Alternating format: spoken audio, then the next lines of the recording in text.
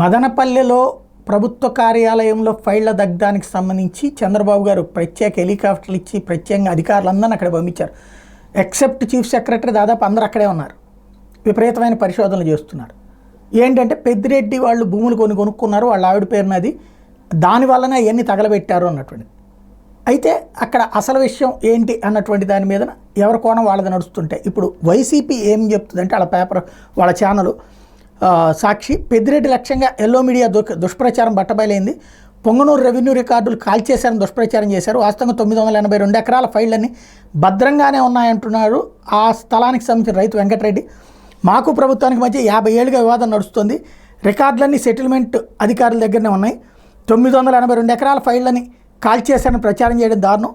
సోమవారం ఈ భూముల వ్యవహారం మీద విజయవాడలో విచారణ కూడా జరిగింది.